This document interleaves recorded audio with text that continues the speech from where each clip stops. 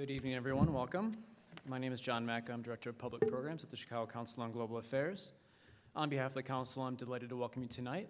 As you may know, the Council on Global Affairs is an independent, nonpartisan organization that explores ideas shaping our global future. For nearly a century, the Council has been an influential voice in promoting deeper understanding and active engagement in the world. We're committed to educating the public and raising global awareness about issues that transcend borders and transform how people, business, and governments engage the world. And we do this by convening leading global voices, conducting independent research, and engaging the public in conversations on the dynamics of our interdependent world community.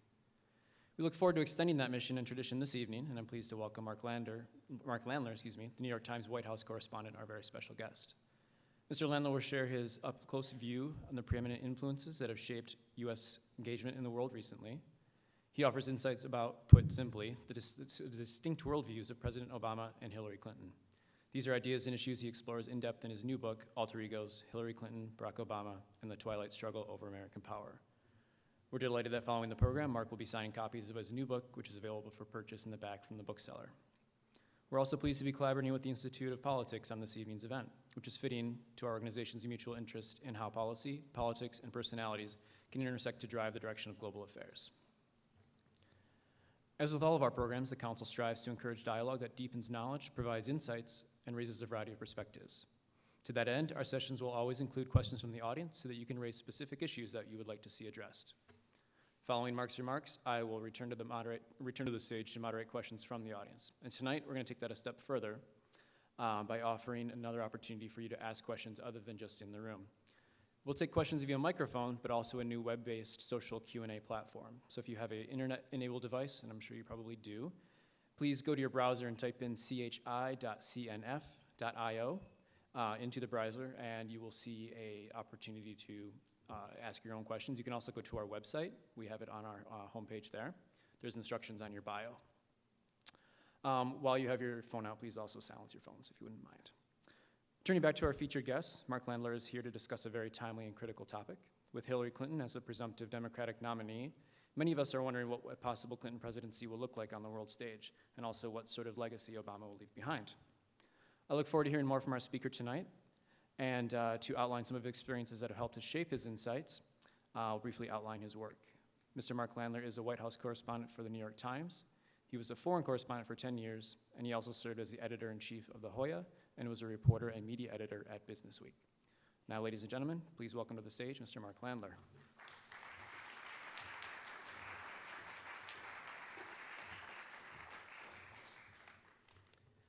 Thank you very much, John. And thank you to the Chicago Council for inviting me. This is only my second out-of-town appearance on this book, which means it's my second out-of-town appearance in general in my life. So please go gentle on me, and if it's a bit of a shakedown cruise, be a little bit understanding. Also, I wanted to thank the Institute of Politics, which I understand was a co-sponsor of this event, and thank you all for having me. Many of my colleagues have spoken at the Chicago Council, and most of them have told me that of all the events they do around the country, this is one that they always remember, so I was excited to come. I wanted to basically start by recalling a speech that Hillary Clinton gave a couple of weeks ago, where she really eviscerated Donald Trump, her likely Republican rival, on the grounds that he was hopelessly unprepared and temperamentally unsuited to be commander-in-chief. She derided his foreign policy positions as a farrago of contradictions and provocations, not even really ideas, she said, just a series of bizarre rants, personal feuds, and outright lies.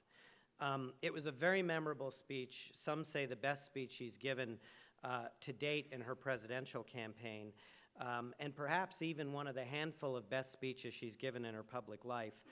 Certainly one of the best I'd heard her give in following her for the last 8 years.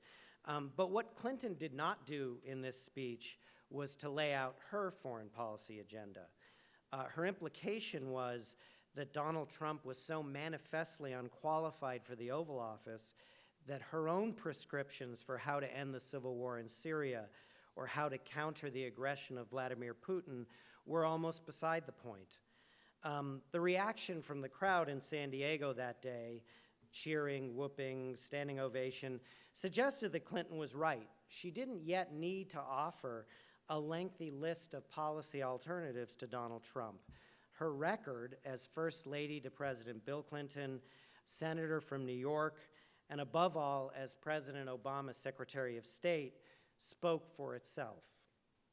Still, as American voters pivot, that's a word we hear a lot these days, but as they turn from the primary season to the general election, Clinton's foreign policy is going to come under greater scrutiny, and it should. And when it does, I think people might be surprised by the extent to which she actually parts company with her former boss, President Obama. A fervent believer in the concept of American exceptionalism, Clinton is more open than Obama is to the calculated use of military force to defend America's national interests. She's more optimistic than he is that American intervention does more good than harm. She believes that the writ of the United States properly reaches, as George W. Bush once said, into, quote, any dark corner in the world. Clinton and Obama, one could argue, and I argue in this book, have come to define and embody competing visions of America's role in the world. His vision is restrained, inward-looking, radical in its acknowledgement of limits. Hers is hard-edged, pragmatic, unabashedly old-fashioned. I want to make one thing clear. Clinton and Obama don't occupy opposite poles of the debate over foreign policy. They agree on more than they disagree on. Both prefer diplomacy to brute force. Both reject the unilateralism of the Bush years. Both are lawyers who want to preserve the rules-based American-led order of the post-World War II era.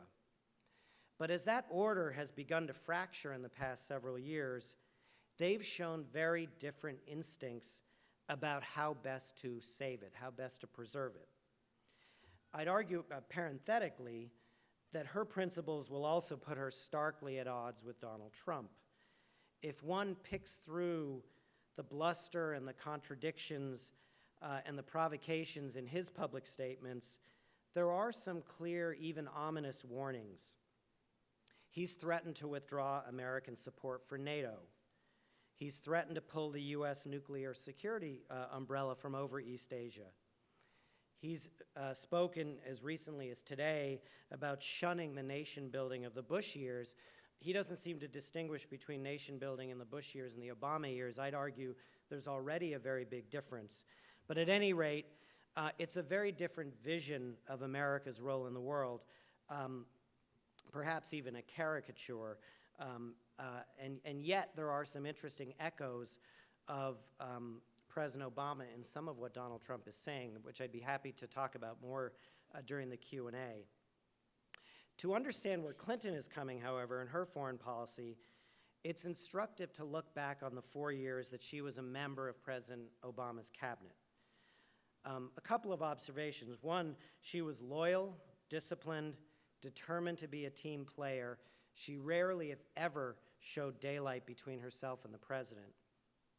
For journalists like me who were assigned to cover Hillary Clinton in 2009, that display of unity was frankly frustrating, stifling. We were rubbing our hands together, assuming that we were going to see some of the swordplay that we saw between Clinton and Obama during the primaries, and instead we saw the two of them marching in lockstep. I can't remember how many times she would begin a public statement by saying, as President Obama has said, or President Obama believes, as do I. And so there was just enormous discipline and unity of message, at least publicly. But as I traveled with the Secretary of State to 43 countries on 5 continents, I began to see a different Hillary Clinton emerge, one that I thought of as completing a sort of a decade-long metamorphosis. She was really shedding the last vestiges of her identity as First Lady, the polarizing left-wing social engineer that's been caricatured so often, the woman who pursued the healthcare overhaul and failed, in favor of a kind of a new identity, one where she was really a commanding figure on the global stage, someone who could go toe-to-toe with the mullahs in Tehran or the cold warriors in Moscow. She was a loyal lieutenant, to be sure, but she was also a general in waiting. Under the surface, Clinton's Manichaean worldview was always there.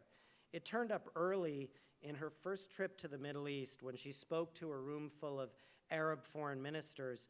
President Obama had just sent his first letter to the supreme leader of Iran, offering an olive branch, offering the possibility of engagement. And behind closed doors, she told them, don't worry, the Iranians are never going to take this opportunity. So you could see already she just brought a very different view to what would happen with the Iranians than the president did. Later on that fall, in the great debate over the troop deployment in Afghanistan, she pushed for a larger troop deployment than even the Republican Secretary of Defense, Bob Gates. He was advocating for 30,000 troops. She was lining up behind General Stanley McChrystal and David Petraeus, who were pushing for 40,000 troops. And as Gates told me, she only agreed to roll back her own recommendation to 30,000 because he said, this is my position and I would like you to line up with me on it. Later on, this difference came up again in the debate over what to do as American troops withdrew from a combat role in Iraq. She came in strongly behind the Pentagon's recommendation, which was to leave a force of between 10,000 and 20,000 troops behind in Iraq. It surfaced again in a case that gets discussed a lot today on the campaign trail in her advocacy for a campaign of airstrikes in Libya to try to prevent a slaughter in Benghazi by Colonel Gaddafi. And then finally, in her final year as Secretary of State, it fueled her argument, along with David Petraeus, who was then the CIA director, for funneling weapons to the moderate rebels in Syria who were fighting Bashar al-Assad. That, of course, as you will all recall, is a debate that she lost. And it was to come up later as a bone of contention between her and Obama. So avidly, if discreetly, Clinton played the role of House Hawk in Obama's war cabinet really throughout her 4 years as Secretary of State. And once she became a private citizen, with the presidency again in her sights, the fissures between her and Obama became harder to conceal. And nor was she, frankly, as inclined to conceal them as she once had been. She came out against his Asian trade agreement, the Trans-Pacific Partnership, after having been one of its most enthusiastic advocates. She began to etch policy differences with him on issues like Syria and Russia. Her aides found this opportunistic in some cases, certainly in the case of TPP, but perhaps unsurprising given the fact that she was preparing herself for a coming political campaign. In August 2014, these differences really split into the open when she gave an interview to Jeff Goldberg of The Atlantic, in which she said that Obama's refusal to arm the rebels in Syria had left a security vacuum there, which had been filled by the warriors of the Islamic State. This criticism, which was really unprecedented, antagonized the president and it infuriated his aides. There was a very well-publicized effort to mend fences. The two of them were both scheduled to be in Martha's Vineyard in the summer of 2014, and Vernon Jordan, a big Democratic power broker, was having a birthday party for his wife, and he invited both President Obama and Hillary Clinton.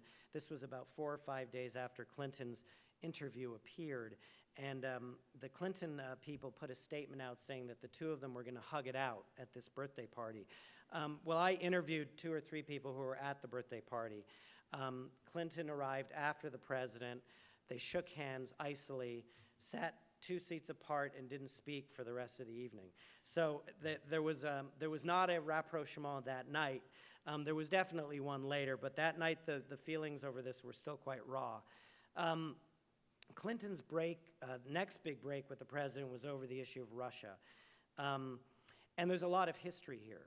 She had come into the administration more suspicious of Vladimir Putin and less hopeful that Dmitry Medvedev, the young 40-something president of Russia, really augured any kind of a new era in Russia. You'll recall the president had developed this idea of a resetting our relationship with Russia. She was a loyal advocate of the reset. You'll recall a sort of hapless moment where she actually presented a plastic reset button to the Russian foreign minister at their first meeting. So she, as she did in many cases, loyally advocated on behalf of the policy. She always felt, though, that Medvedev was a placeholder for Putin, that Putin would come back, and that when he did, relations with the United States would go back into a downward spiral. And so, in March of 2014, when she was out of office, and weeks after Putin had offered asylum to Edward Snowden, the NSA leaker, she spoke at a Democratic fundraiser in California, and she likened Putin's annexation of Crimea to Hitler's conquest of the Sudetenland in the 1930s. 18 months later, she was asked at another major speech about how Obama had reacted in general to the annexation of Crimea, the destabilization of Ukraine, and she said she felt that the administration's response had been inadequate. A few months later, Putin intervened in Syria on behalf of Assad, and Clinton gave another major speech in which she sounded the trumpet of a new Cold War. She said, quote, "All the Russia experts thought that their work was done after the fall of the Berlin Wall. I hope they will be dusting off their materials." So she really saw and sees, I think, a future of confrontation with Putin and Russia that is a good deal more aggressive, perhaps, than what President Obama has so far done. And that carries over into decisions like supplying the Ukrainian army with lethal defensive weapons. That's something that she favored, which President Obama has steadfastly rejected. The differences surfaced again at the end of 2015, and this is a time that'll feel very parallel to where we are today. This was in the aftermath of the killing sprees in Paris and San Bernardino, California, and terrorism was suddenly propelled to the forefront of what was then the early days of the primary campaign. Suddenly, the tangled conflict in Syria wasn't just a riddle for foreign policy experts. It really posed a direct threat to the American homeland. And if you'll recall, during that period, you had still 10 or 15 Republican candidates for president, and they were all trying to outdo each other in making appeals to nationalism and nativism and in criticizing Obama for not responding to all of this strongly enough. That was a moment where Hillary Clinton chose to stake out her position in favor of a no-fly zone over northern Syria. In a way, she was drawing on her own history. Her husband imposed a no-fly zone over Iraq in the 1990s to protect the Kurds from Saddam Hussein. So she was very familiar with the idea of a no-fly zone. President Obama consistently rejected it. There were actually people at the Pentagon, many of them in the military leadership, that also rejected it. And that, to this day, continues to be an important bright line between Clinton and Obama. At the speech that she gave a few days after the Paris attacks, she said, "Look, I've made clear that I have differences, as I think any two people do." It's worth noting that Clinton still embraces central pillars of Obama's foreign policy. It was, after all, her foreign policy, too. In the fall of 2015, she articulated the case for his nuclear agreement with Iran. She did it at a very highly publicized speech at the Brookings Institution. But their public remarks actually had the effect of underscoring how differently Clinton viewed the Iran deal than Obama does. He called it the strongest non-proliferation agreement ever negotiated. She called it a flawed deal worth supporting only if it was linked to relentless enforcement, a concerted effort to thwart Iranian malfeasance in the Middle East, and an unwavering threat to use military force to prevent Iran from ever getting a bomb. My starting point, she said, will be one of distrust. Dennis Ross, who was a senior aide to both Clinton and Obama and played a critical behind-the-scenes role in the secret negotiations that led to the Iranian nuclear deal, put it this way. He said to me, "It's not that she's quick to use force, but her basic instincts are governed more by the uses of hard power." The argument I make in my book is that the differences between Clinton and Obama are not ideological as much as generational, temperamental, and cultural.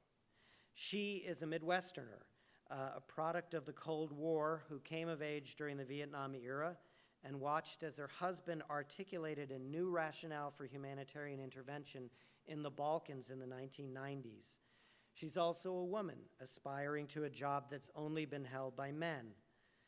Obama is a child of the Pacific Rim who came of age after Vietnam and had no firsthand exposure to the Balkans campaigns. During the entire period when President Clinton was responding or not responding, depending on what your view was, to Bosnia and Kosovo, President Obama was teaching law in this city or establishing himself as a legislator down in Springfield. And so he was really absent from that debate and has acknowledged in the years afterwards that the Balkans debate made relatively little of an imprint on him. The formative foreign policy event of his lifetime was the American misadventure in Iraq. Obama came into office as a counter-revolutionary. He wanted to end Bush's wars and restore America's moral standing. But his ambitions were even larger than that, I would argue. He set out to reconcile Americans to a world in which the United States was no longer the undisputed hegemon.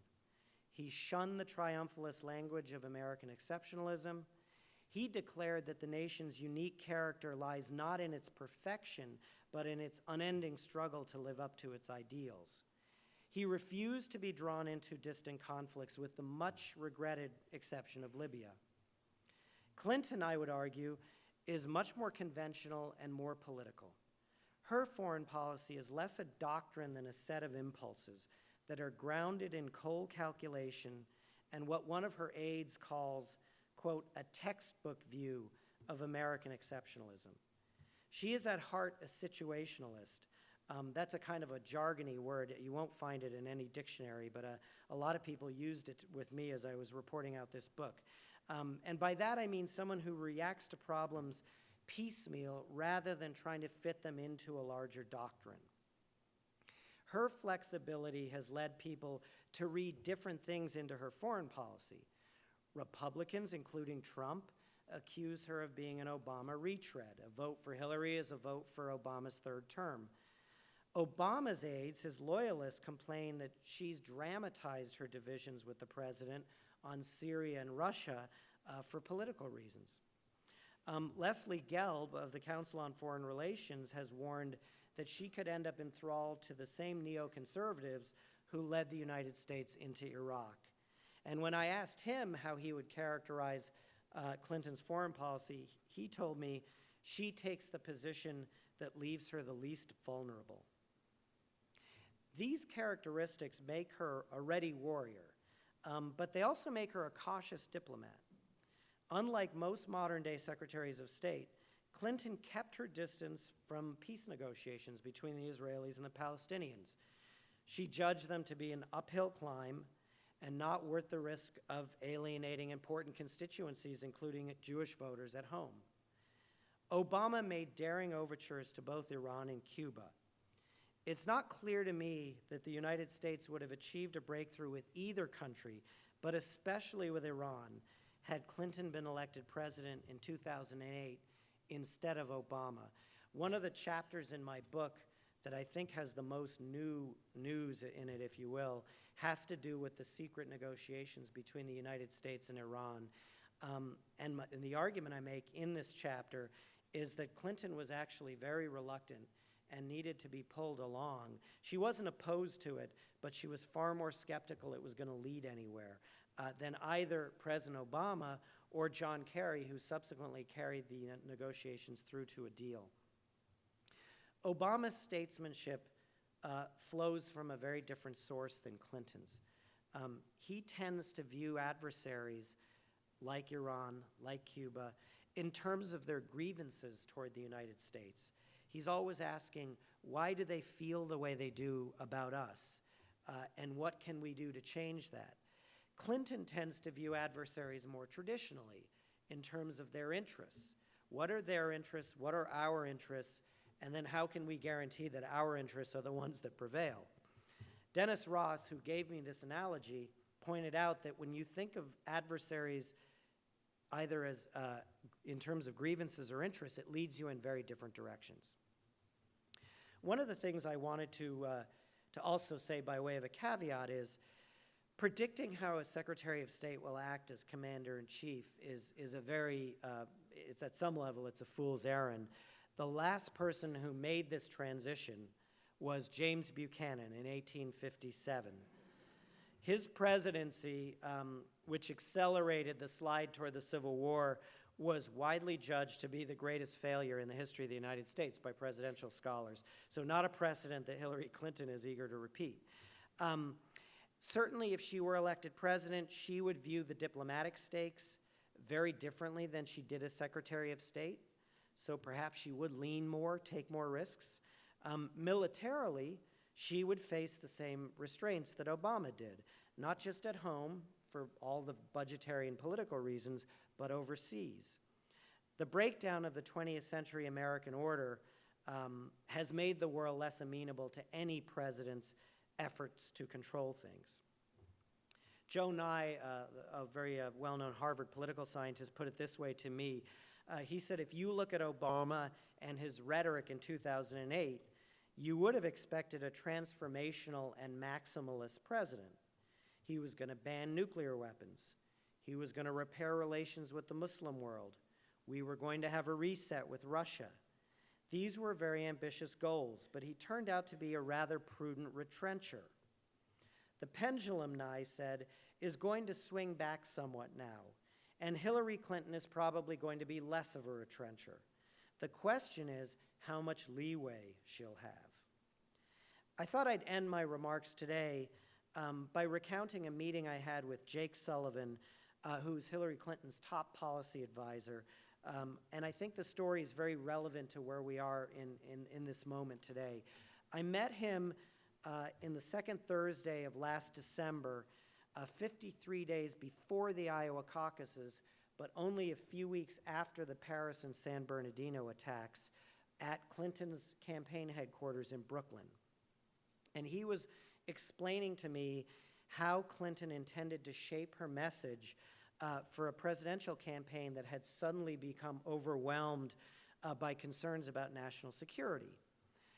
He said that her strategy was twofold. She was going to explain to voters that she had a clear plan for confronting the threat posed by Islamic terrorism, and she was going to expose her Republican rivals as utterly lacking in experience or credibility on national security.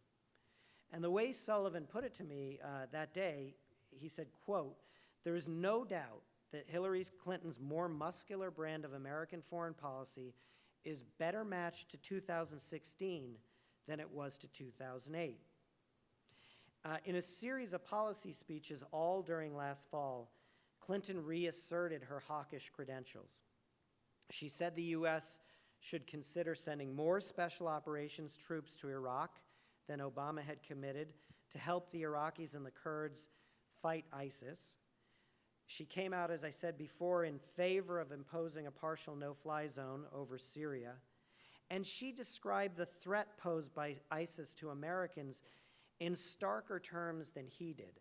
I think Clinton's people believed at the time that President Obama, in his effort to keep the feelings of the public in check, had almost underplayed the amount of fear that Americans should have about the radical jihadist threat. As one of them put it to me, she wanted to validate the fact that Americans were right to be alarmed. That didn't mean that she wanted to be a scaremonger, as some of the Republicans clearly were, but I think that she felt that the president had been almost a bit too bloodless and intellectual in his response to those attacks. She wasn't calling for ground troops in the Middle East any more than Obama was. And she described her plan as less a break from his than as a, quote, intensification and acceleration of his plan. I think there were good reasons for her to let her inner hawk fly, if you will. Americans were more worried about an attack on the homeland back in December than at any time since 9/11. And I say parenthetically, it'll be fascinating to watch the public opinion polling in the next couple of weeks to see if we return to that kind of level of fear. But back in December, a CNN poll showed that a majority of Americans favored sending ground troops into Iraq or Syria. This was the first time any poll had shown a majority in favor of that in several years of polling. The Republicans were reaching for all kinds of apocalyptic metaphors to demonstrate their resolve. This was when Donald Trump first rolled out his plan to ban all Muslims from entering the country. This is a plan that he really doubled and tripled down on in a speech he gave earlier today. But it's also true that these kinds of spikes in public opinion tend to be very transitory. 3 weeks after that poll in December that showed a majority of Americans favored sending ground troops, CNN asked the question again, and the results were back down to an even split, 49% in favor, 49% opposed. It's worth noting that even Donald Trump doesn't favor sending ground troops to Iraq and Syria. If anything, he's even more skeptical than Hillary Clinton about the value of American intervention and more circumspect than she is about maintaining the nation's post-World War II military commitments. He loudly proclaims his opposition to the Iraq War, for example, even if he did once express support for it. In showing her stripes as a prospective commander-in-chief, Clinton is no doubt going to draw heavily on her State Department experience, filtering the lessons she learned in Syria, Libya, and Iraq into the worldview that she has held since childhood.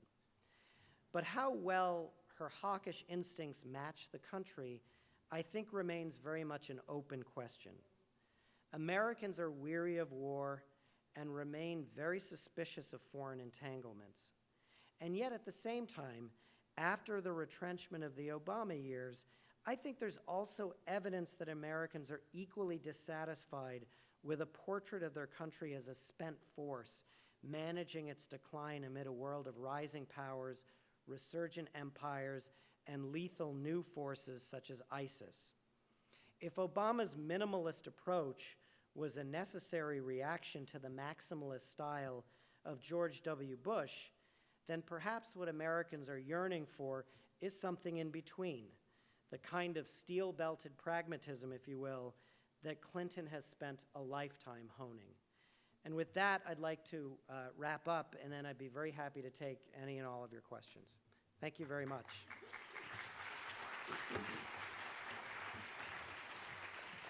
Thank you, Mark, for that fantastic analysis. So if you're in the room and you have a question, please raise your hand. We have microphones kind of around the room. Wait to be called on. And if you don't want to ask your question live, feel free to go to that website, type them in. We've already got some good questions coming in. Check them out and vote on them as well. I saw some questions here, but we'll start straight back there, and then we'll come right up here. I heard Hillary's speech today, and I think she's toning it down. Do you agree or no? I think that Hillary is in a very interesting position electorally where she may be relying much more heavily on the Obama coalition than she probably thought she was going to. And so I think that she's in the midst of a transition. During the primary season, I think that her overriding objective was to draw President Obama close. So that she could get as much of his support as she needed to fend off Bernie Sanders. She was also running against a progressive, a remarkably successful progressive insurgent challenger. So I think that for a lot of reasons, she didn't find it advantageous to really give full vent to her foreign policy. The interesting question, and I don't know the answer to this yet because Donald Trump is not the opponent she expected to have either. Had she run against a more traditional Republican in the mold of a Jeb Bush or a Marco Rubio, I think she would have probably wound up surfacing more of her policy prescriptions in foreign policy.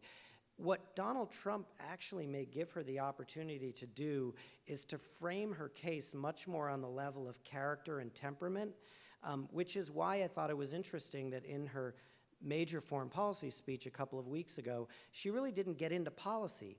And I think the reason she didn't is she didn't feel like she needed to. Trump is, in her view, so disqualified on so many basic levels that you don't actually have to debate him on the nuances of policy. You merely have to say, do you really want this guy with his finger on the nuclear button? And so I'm not sure how this is going to play out yet, but I'm open to the possibility that this may not be the foreign policy debate that it would have been had she run against a Marco Rubio, for example. Be very different. Yeah, that's actually similar to one of the questions that was asked online of whether she's going to get more hawkish as this goes along, but it sounds like you're saying she's not going to need to go that far into the policy. I'm not sure. I believed all along that she would probably be more open to showing a hawkish side, and I think that is still very possible. Certainly, when you're in a general election context, and particularly when you're running as a woman and as a Democrat, where the presupposition is that people will try to paint you as the ineffectual, weaker candidate, you would think that it would make a lot of sense that she would run to the right on foreign policy. And the only reason that I'm putting any caveat in there at all is that Trump is such an unprecedented candidate that the confrontation between them is so atypical for what you would expect in a normal foreign policy debate in a general election. Sure. All right, question here, front row. Mr. Landler, in I think May 2014, President Obama gave a speech at West Point in which he spells out the rationale for American military intervention and his view of the limits on it. Does that speech appear in your book, and did you ever gather Hillary's reaction to it in any way? Would she extend the same rationale into her administration or perhaps modify it? It does figure in my book. I actually covered that speech for the New York Times, and I'll give you the prelude to that speech because it actually forms the opening scene of my book. I was on a trip with President Obama in April 2014 to Asia, and this is recounted in my book, so this shouldn't be a reason for you not to buy it. Giving away some color here. I had written a story that appeared on the front page of the paper on the first day of that trip that was highly critical about two different things the president was trying to do, a trade deal with Japan and a Middle East peace agreement. And President Obama was upset about this article. And so the next leg of the trip, I was on Air Force One in the press cabin, and President Obama came back, which was highly unusual. He almost never comes back in the middle of trips. And it was clear within about a minute that he had come back to deliver a scolding. And so I asked the first question because I kind of could see where this was headed, and I figured I would just get it out of the way quickly. And sure enough, he told me that my piece was garbage, and he had a lot of problems with it. But he used that as the pretext to say, I'm going to give a major foreign policy speech in about 6 weeks at West Point, and I can summarize my message in one sentence: don't do stupid shit. And this became a very famous, it's right up there with, it's the economy stupid. It's one of these famous statements by a president. You usually hear it in a cleaned up version, don't do stupid stuff. And we've certainly in the New York Times never written it as it was originally delivered. But he then expanded on what he meant by that, and it was basically that the job of a president is to figure out what the nation's vital strategic interests are and avoid getting drawn into any conflicts that do not bear directly on vital strategic interests, which is why we were not going to get involved in Syria, which is why we were not going to get heavily involved in challenging Putin in Ukraine, The point the president made was that Ukraine is a vital strategic interest of Russia. It's not a vital strategic interest of the United States. Syria, likewise, not a vital strategic interest of the United States. Keep in mind, this was early in the Syria conflict. I think he would feel differently today because of ISIS. I think you would argue that Syria is a vital interest to the extent that it's an incubation center for ISIS. But nevertheless, he then codified that saying in a much more thoughtful way and delivered this speech at West Point. And one of the messages of that speech was that he wasn't going to send, these were the graduating cadets of West Point, and he said, I don't want to send you into hopeless and meaningless wars. So in a sense, we're going to pick and choose, and to the extent that we get involved, we're going to do it much more working with local partners rather than just marching in and doing things on our own. The reaction to that speech was intensely negative. A lot of people viewed it as almost the equivalent of the speech that President Jimmy Carter gave in the 1970s when he talked about a malaise in the country. To some people's ears, it had a really defeatist tone to it. But in some ways, it was the most essential distillation of what President Obama thinks about foreign policy. And I think he still stands by the heart of that message.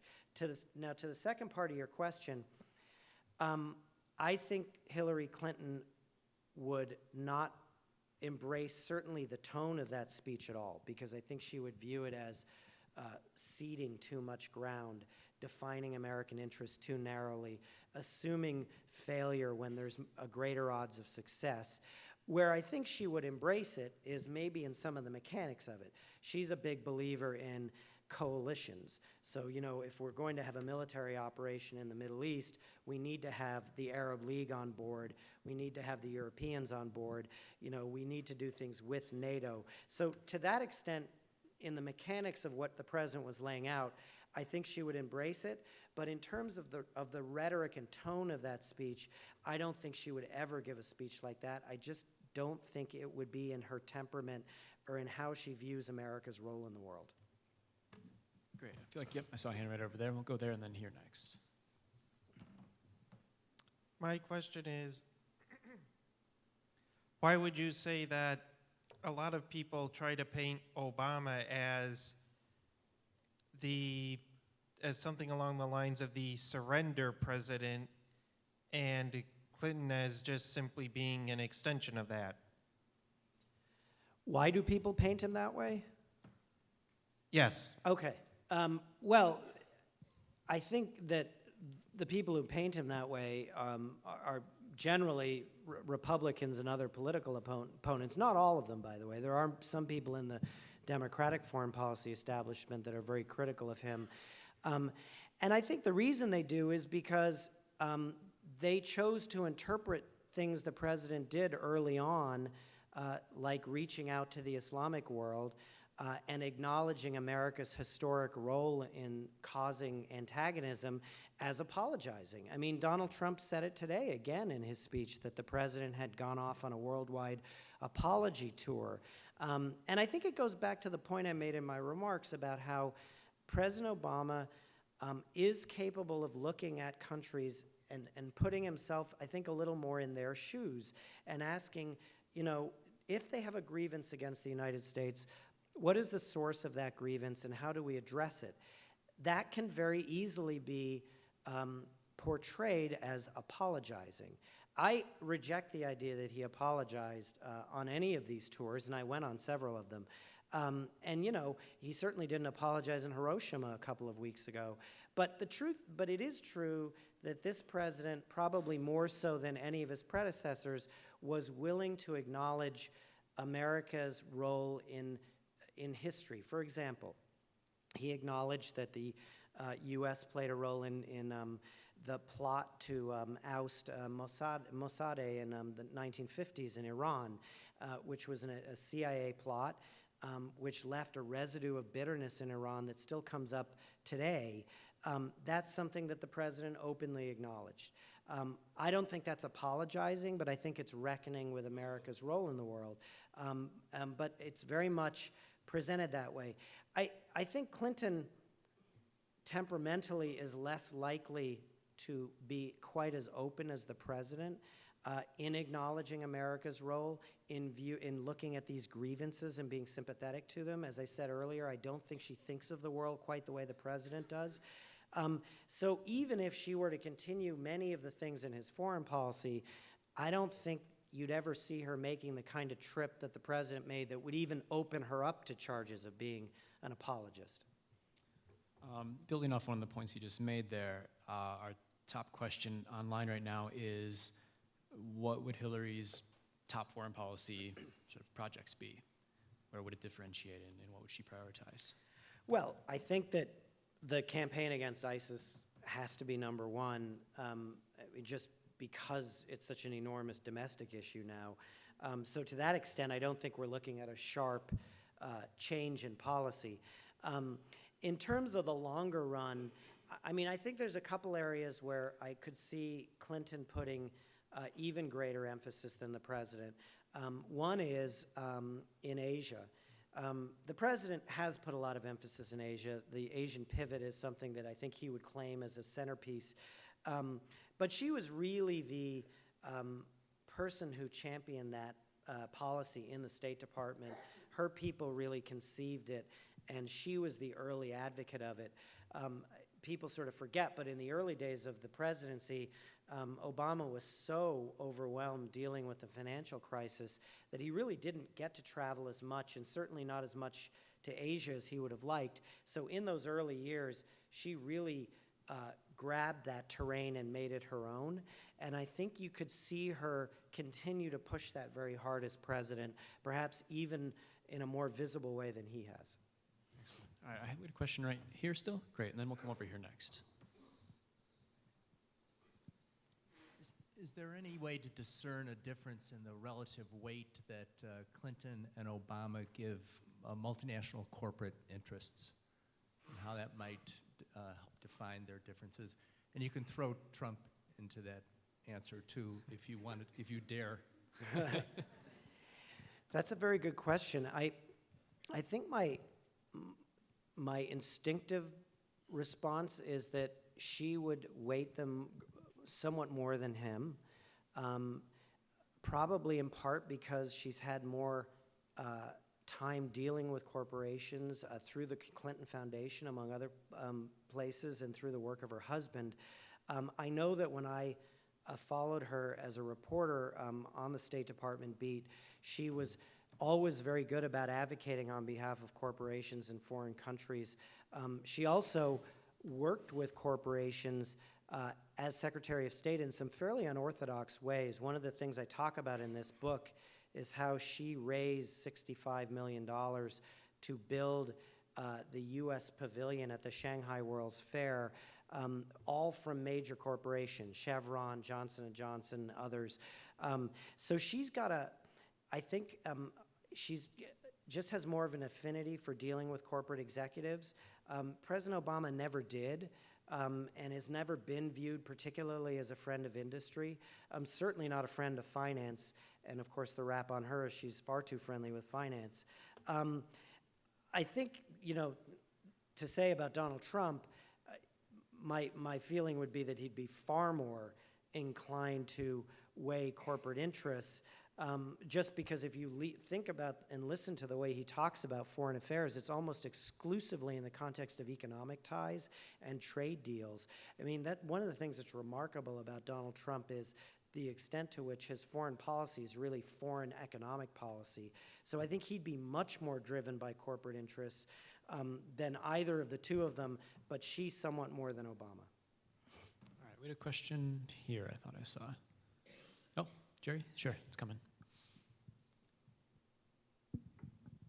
You've suggested that Hillary Clinton might be more inclined to pursue interest in Asia than Obama has. But Obama's been very interested in doing that too, but he's been sort of caught in the quicksand of the Middle East. Now you have with Hillary somebody who's more interventionist than he is, and is also, by the way, rejected one of the cornerstones of our outreach to Asia, the TPT. How is she going to do that? Isn't she likely to have more problems of pivoting, as they say, to Asia? I think those are all very valid points. She is not, I think, as inclined as Obama to extract the U.S. from the Middle East. I mean, I think if you look at Obama's grand plan for the Middle East, which didn't work out at all, it was to try to extract the U.S. as much as possible from the Middle East so it could focus elsewhere. I think the Iranian nuclear deal was designed to do that as well. So it is true to say that she's not, I think, as inclined to extract the U.S. And you're right on TPP. My argument on TPP, it was almost completely transparently a political decision on her part. Nevertheless, having made that decision, it's not that easy to climb down from it. I think her hope is that it will be approved in a lame duck Congress and she'll never have to deal with it. I think when I talked about Asia, though, I wasn't just talking about the elements of the pivot. I was also talking about her dealings with China. One of the things that I noticed was that she really pushed the U.S.'s slightly more aggressive confrontation with China in the South China Sea and the East China Sea, where there are all these maritime and territorial disputes between China and its neighbors. This was a project that she really championed, and starting in 2010, the U.S. went from having a completely hands-off posture in this dispute to really inserting itself, not on behalf of one side or the other, but just saying that we have an interest in ensuring that there's freedom of navigation in that part of the world. So I think that we may see a more activist Clinton with reference to that issue with the Chinese. And that's something that doesn't depend on TPP or not. I think it could show her being a little bit more muscular, a little bit more activist. And if so, it'll be interesting to see how it plays out, because the Chinese are at a moment in their development where there's a lot of nationalism and aggressiveness. So I actually predict that this is an area over the next 5 to 10 years where we may see, a fair amount of tension. All right, another question in the back over here. How would the policy of the Clinton administration differ from the Obama administration regarding Israel and Saudi Arabia? Well, I think on Israel that Clinton would be more inclined to approach Israel the way her husband did. And Bill Clinton's approach, which is in some ways the classic approach that many presidents have used, would be to hold Israel close on the thinking that only by giving the Israelis a great deal of confidence can you ask them to make territorial concessions to the Palestinians. I think that if you look at the record of Obama's first term in particular, Clinton was far more skeptical than the president of the wisdom of pushing the Israelis hard on curbing settlement construction in the West Bank. She went along with it and indeed advocated on behalf of it as a loyal deputy and a loyal member of his cabinet. But she always had misgivings about it. I think she always felt that it would cause a backlash.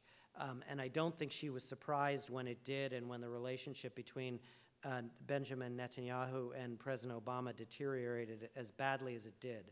So I think that I would expect her to probably have much less daylight between the U.S. and Israel. Now, does that mean that she would not pursue a peace agreement? I don't know. I think that at the moment, the portents for a peace agreement are particularly bad. You have an Israeli prime minister who's taking his government even further to the right. You have a Palestinian leadership that's aging and exhausted and has proven perennially incapable of taking the steps necessary to make a deal. So I think that the raw material or the ingredients for a peace deal are more elusive than they have been, if possible, for years. And so maybe the practical side of Hillary would just say, I'm not going to waste my political capital on this. On the other hand, presidents behave differently than secretaries of state, And she wrote in an op-ed in the Jewish Daily Forward a few months ago that a Israeli-Palestinian peace agreement was still among her top priorities as president. So I think it remains to be seen. On Saudi Arabia, it's interesting. In the last a few foreign policy speeches on ISIS, she has singled out the Saudis, the Kuwaitis, and the Qataris, and been fairly tough in saying that they needed to stop financing extremism in madrasas and other places. She did it again today in her speech. So she's being tough on the Saudis in that regard. But I think that she would probably also seek to reassure the Saudis, particularly on the issue of Iran and the nuclear program, because I think that she probably feels that one of the things that needs to happen in the wake of that deal is for the U.S. to be a little bit stronger about reassurance. I think that President Obama's been to Saudi Arabia 3 times. People who think he's anti-Saudi always forget that he's actually been there 3 times. He's been to Israel once as president. So it's not as though he doesn't spend a fair amount of time speaking to the Saudis, but there is a perception that because he was the champion of the Iran deal, that somehow he's less sympathetic to the security concerns of the Saudis, probably less sympathetic than she is. And I think that in the early days of a Clinton presidency, you could see her trying to mend fences a little bit, at least on the reassurance issue. Great. All right, let's do a couple quick ones. We'll go back there, in the far back. Sorry, you can't see me around the corner. There you go. Then we'll come up this way. Thank you. You just mentioned that the pivoting to Asia would be a running theme of Obama administration. So in some way, we can also view warming up with Iran, with Cuba, with Vietnam would also be a component for the pivoting of Asia, this theme. It's like now let's stop doing some other things that concentrate our energy on Asia. So in this sense, Obama is, you just mentioned Obama is more active in doing this than probably Secretary Clinton, but you also mentioned Secretary Clinton is more into pivoting to Asia than President Obama. So are there different approaches for this pivoting to Asia theme between them two? Different approaches toward Asia? Yes. I don't think there's a huge difference between the way they saw Asia. And in fact, in my book, I argue that unlike Syria, for example, or Russia, I don't think that they view Asia fundamentally different. I think they were both interested in Asia. And one of the things I do in my chapter on Asia is I try to explain how they came at Asia. Obama came at Asia from a very instinctive way because he'd grown up in the Pacific Rim. He'd spent part of his young childhood in Indonesia. He had a kind of a Southeast Asian view of the region, which I think is kind of interesting, very unusual, unlike most other presidents, and I think filtered into the way he thought about China and China's relationship with its neighbors. I think Hillary has a much more classic great power view of China and the United States. Her husband had a fairly rocky time with the Chinese, if you'll remember. And so I think she brings a different set of, a different framework to it, but in the end it leads them to the same place. They both thought that Asia was an important place to refocus the United States. The only reason I drew a distinction on where the policy began is because so much of the policy making in the Obama presidency came out of the White House, whether it was Iran, Middle East, Russia. This was an extremely White House-centric administration, and so I thought it was worth noting that the Asia pivot actually didn't come out of the West Wing. The Asia pivot came out of the State Department. It's probably the only major policy initiative of the Obama presidency that was a State Department project. So that's the kind of distinction I'm drawing here. I'm not drawing a distinction as I did with Syria, for example, where I think that she really is in a different place than he is. I think they're in the same place. Great. Let's go right here in the center.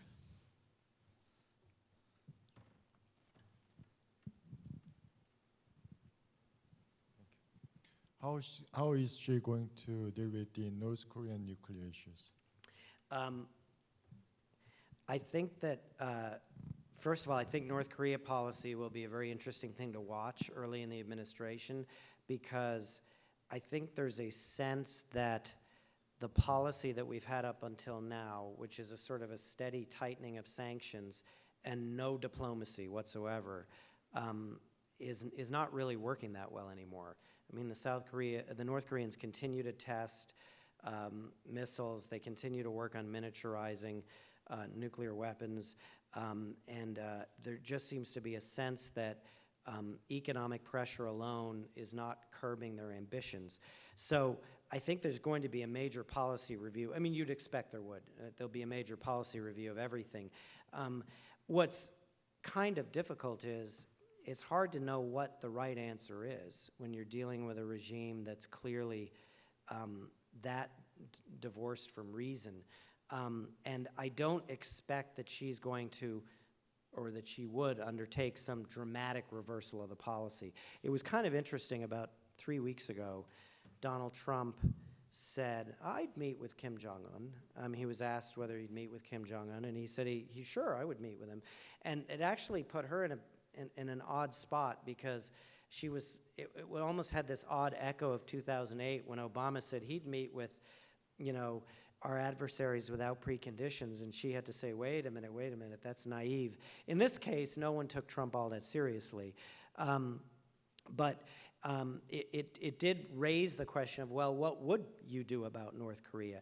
And the answer that I got, I called a number of her advisors and asked them, and they basically said that they thought that these latest round of UN sanctions were perhaps more valuable than other ones, because there's these so-called secondary sanctions where you don't just sanction the North Koreans directly, you sanction anyone that does any business with the North Koreans, which would include a vast array of Chinese companies. But then the question that raises is, how much of a confrontation do you want to have with the Chinese over North Korea? And I think that one of the things that will be interesting to watch, should she be elected, is in her first meeting with Xi Jinping, the Chinese leader, how tough will she be with him? And will she say to him, if you don't do more to curb Kim Jong-un yourself, I'm going to impose, sanctions on Chinese-owned companies. We haven't really gone that step in any wholesale way. So I kind of think that's the likely scenario. If Donald Trump's elected, all bets are off, although frankly, I think the idea of him meeting with Kim Jong-un, like many things he says during the campaign, is just never going to happen. Great. So we had a question here that I promised, and then we'll come here. Yep, third row in the blue shirt. And then we've got some good ones coming in online, so we'll go to those too. We got about a little less than 15 minutes left. Thanks. I was just wondering, and I apologize if you already sort of touched on this in other areas, what areas do you think that Obama and Clinton have sort of rubbed off on each other, where they've sort of shown the most change in having worked together? Because you've highlighted a lot of the areas where they still disagree, but I'm wondering if they've kind of come together on other things, or have sort of changed their views by virtue of working with one another? Well, I think Iran is a good example of where some of Obama, actually I'd say some of each rubbed off on the other. I think that when Obama came into office, he was much more of a mind to engage and see where it could go. And she was much more of a mind to push for sanctions and pressure the Iranians.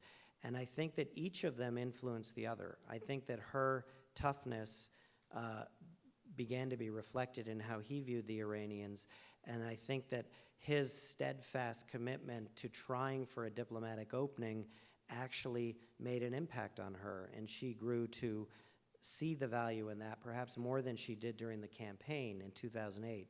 So I do think that's an area. I think that on one area we haven't talked about a lot is Cuba, and I think that she played a role in Cuba, which is the following. So he was open in principle to speaking to the Cubans in much the same way he was open to speaking to the Colombians or the Iranians or the Syrians. But I don't think he had a particularly fixed point of view about Cuba policy. He didn't feel about it the way he did about Iran, for example. She campaigned in '08 as a very traditional 1990s style Democrat on Cuba. Her sort of stock answer on Cuba was, anything that we do with them will depend on them making changes first. Then she went to her first meeting of the Organization of American States. This was in Honduras in 2009, and I went on this trip with her. And she got there, and in her first weekend, she got clobbered by every single foreign minister from Latin America, one after the other, the Brazilians, the Chileans, the Argentinians, coming up to her, and not just the predictable anti-Americans like Ecuador or Venezuela, but countries that were, generally more pro-American, came up to her and said, you have to do something about your Cuba policy. It's really such a relic. It makes no sense anymore. And so she went back after that meeting and said to the president, we have to do something about Cuba policy. The message I got in Latin America was overwhelming. And I think that made a major impression on him. So I think there were a number of areas where each of them made an impression on the other. I'm trying to think of another one in her case. I think his interest in climate change probably rubbed off on her to some extent.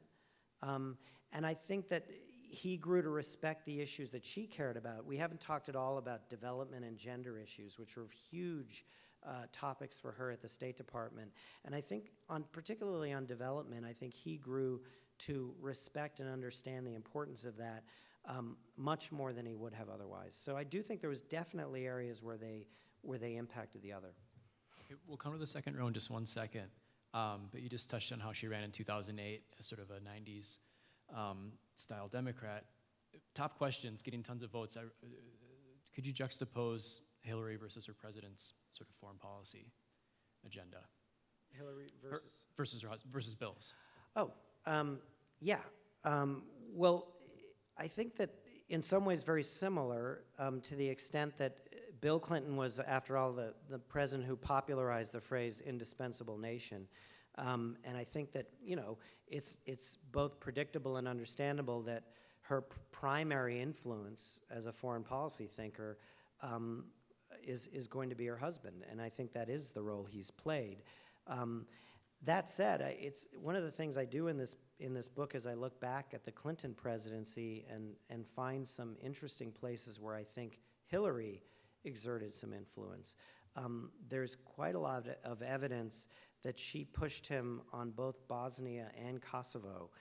There's a very famous case that I recount in this book of where she called him from North Africa and urged him to move ahead on Kosovo, arguing that that's why we created NATO, to handle things like this.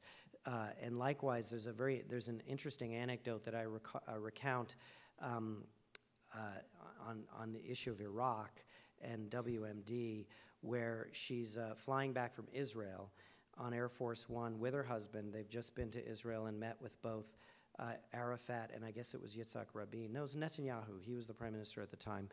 And this is a period of time when Saddam Hussein is refusing to allow UN weapons inspectors into Iraq, and Bill Clinton is dragging his feet. He doesn't want to authorize military action, but it's clear that Saddam is just going to completely defy the United Nations.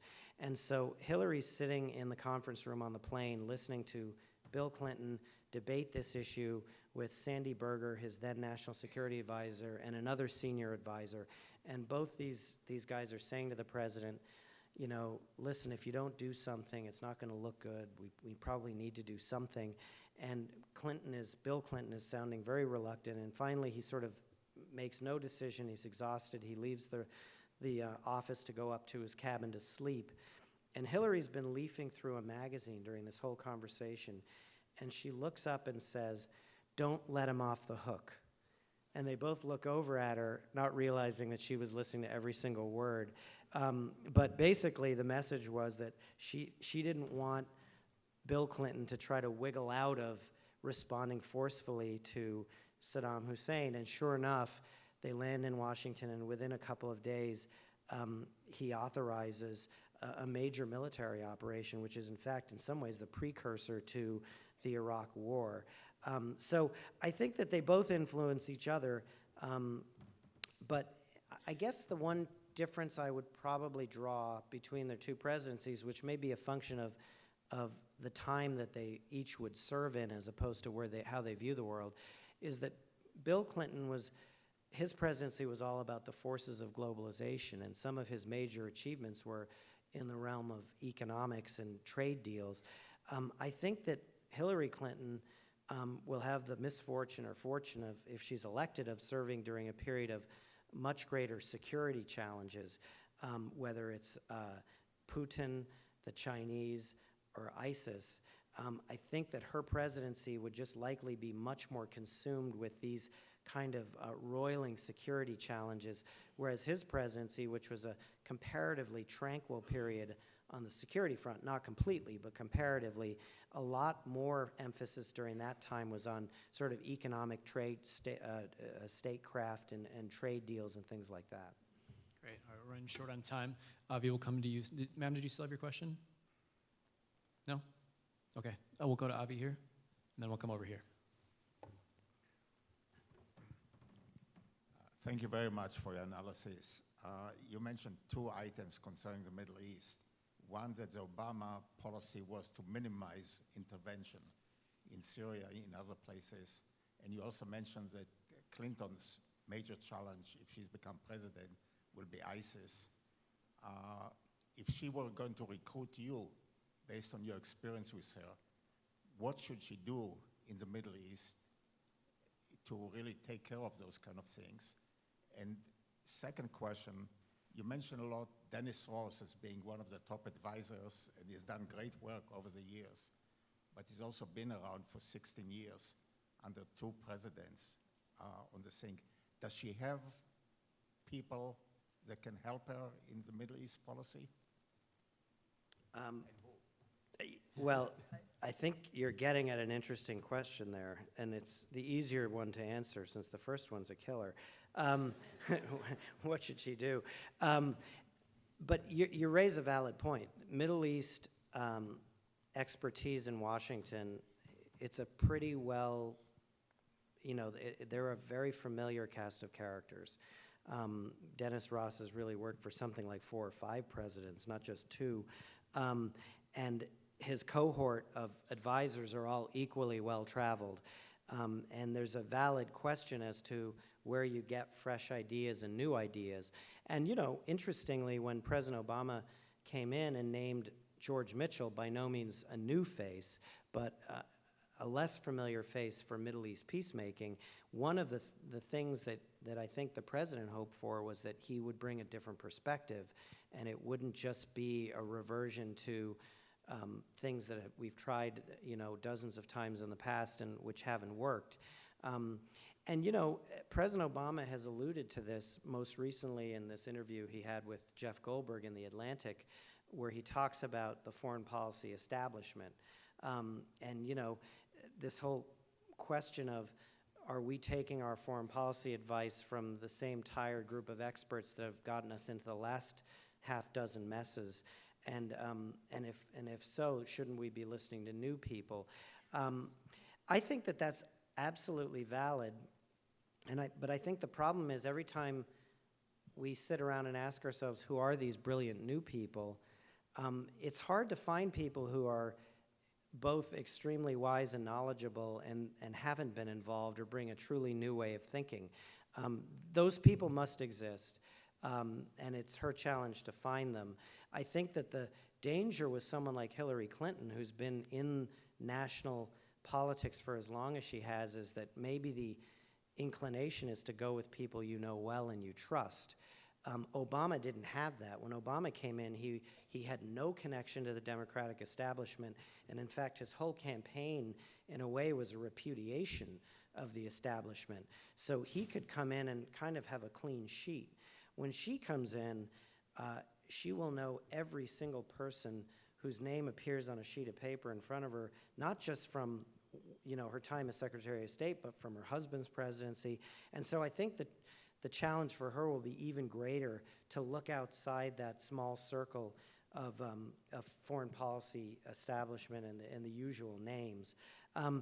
To answer your first question, I really can't answer your first question. I don't know what the answer is. I don't know whether the answer is to be more aggressive and impose a no-fly zone. I think when 250, or I think the number's even higher now, 300,000 or 400,000 people are dead in Syria, it's not enough to say that it isn't our struggle. And I think when you have waves of immigrants fleeing to Europe at such a rate that it's actually now destabilizing the European Union and raising the prospect that the British will vote to leave the European Union, I don't think it's enough to say that we can't be dragged into these disputes. They are our disputes now. But I will also say I'm sympathetic to President Obama's caution because I don't think the U.S. has found the sweet spot between intervening in a way that's too meager and leads to chaos, which is what happened in Syria, or intervening too much, as we did in Iraq, where we're left holding the entire society in our hands. You know, one of the interesting quotes I got from someone who worked for Clinton and Obama on this book was that that when President Obama was deliberating about what to do about Libya, he had these two ideas in his mind of interventions that were both mishandled. One was Srebrenica, where the U.S. didn't intervene for the longest time, and then there was an ethnic genocide.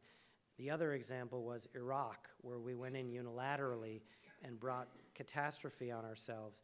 And I think his goal with Syria was to try to thread the needle, to see whether you could do it right. You could avert the genocide without getting dragged into the years-long occupation.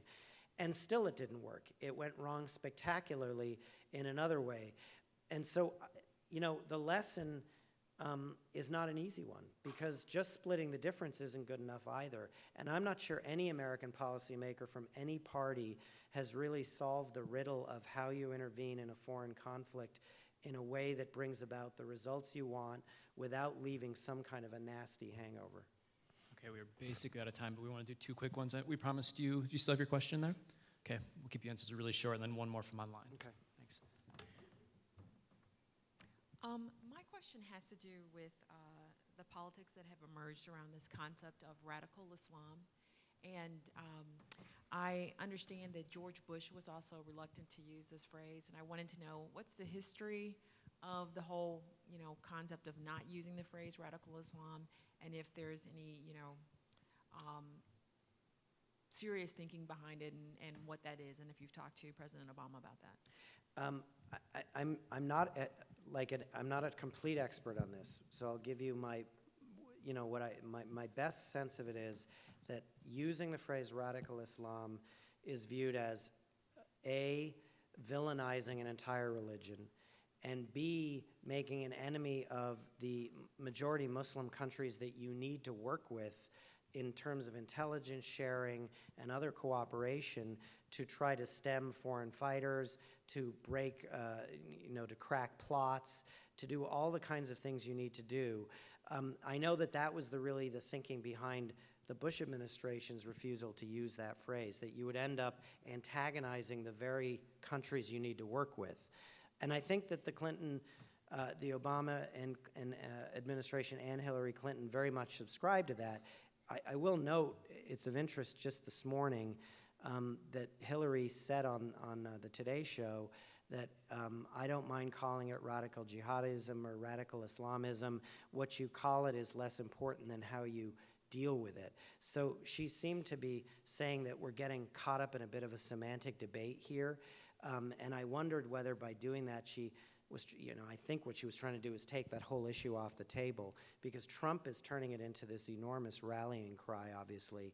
And I think she was really trying to diffuse it so she doesn't face 5 months of being attacked for not using this phrase. But that is the reason. It's all about not antagonizing these countries.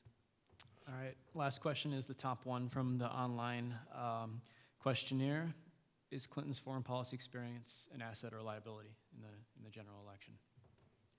Oh, I think it's an asset. I mean, she's running against someone who she'll make the case is just completely unqualified and temperamentally unsuited. And I think that regardless of what holes you can poke in her foreign policy, no one doubts that she has the experience, the contacts with foreign leaders, the good judgment. You know, she's a safe pair of hands when the alternative is you know, really a black hole. I mean, we don't know what we're going to get with Donald Trump. I think if she were running against a traditional Republican in the mold of Rubio or Jeb Bush, it would be a little more of an even equation, because a Republican with a very credible, you may disagree with it, but a very credible foreign policy could then go after her foreign policy, you know, on the specific merits. But with Trump, I'm not sure you even have that level of a debate. I think it becomes a simple choice between you know, someone who's suited and capable, you can see her as commander-in-chief, versus someone who you simply have trouble seeing in that role at all. So. Mark's book is Essential Summer Reading. It's for sale and back, and he will sign it as well. For now, please join me in thanking him. Thank you very much.